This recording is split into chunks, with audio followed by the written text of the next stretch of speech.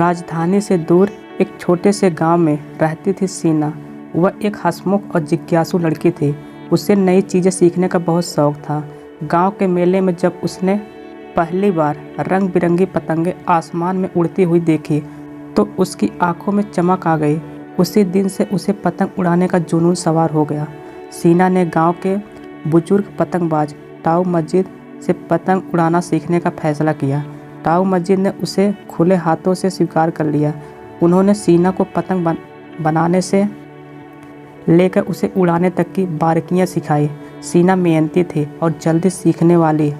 कुछ ही दिनों में वह आसानी से पतंग उड़ाने लगी। एक दिन गांव में पतंगबाजी प्रतियोगिता का आयोजन हुआ। सीना बहुत उत्साहित थी। उसने अपनी सबसे खूबसूरत पतंग तैयार की और प्रतियोगिता में भाग लेने के लिए तैयार हो गई।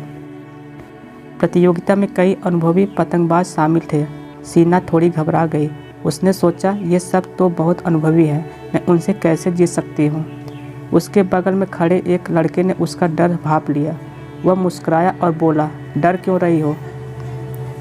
तुम बहुत अच्छा उड़ाती हो, अपना सर्वश्रेष्ठ दो। सीना ने लड़के को पहचाना। वह राज उसका बचपन का दोस्त था। दोनों साथ ही बड़े हुए थे, लेकिन राज हमेशा पढ़ाई में अव्वल रहता था, जबकि सीना खेल कूद में आगे थी।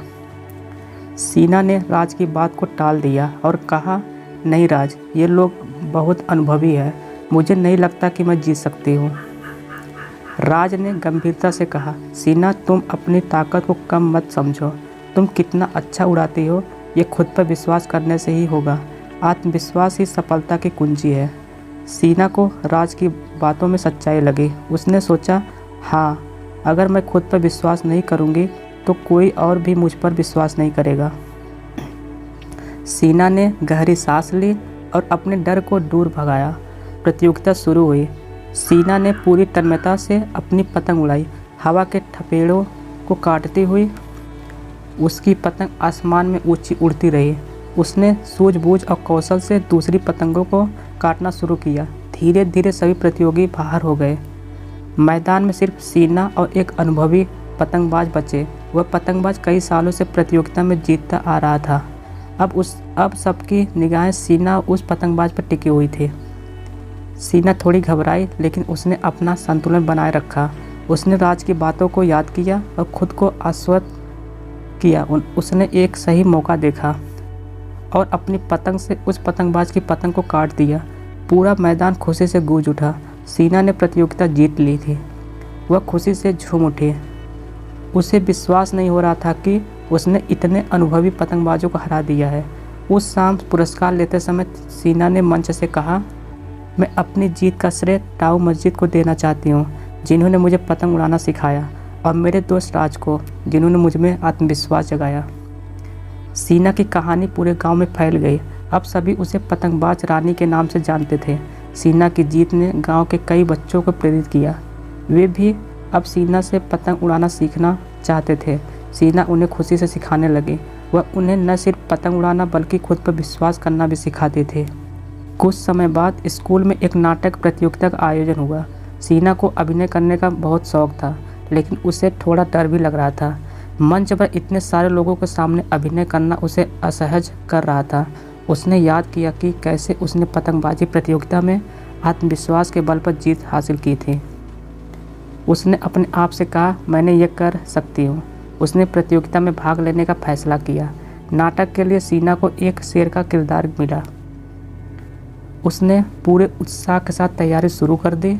उसने अपने किरदार को बारीकी से समझा और पूरे जुनून के साथ अभ्यास किया। नाटक के दिन मंच के पीछे खड़ी सीना थोड़ी घबराई हुई थी, लेकिन फिर उसने गहरी सांस ली और सोचा, मैं पतंगबाज रानी हूँ, मैं कुछ भी कर सकती हूँ।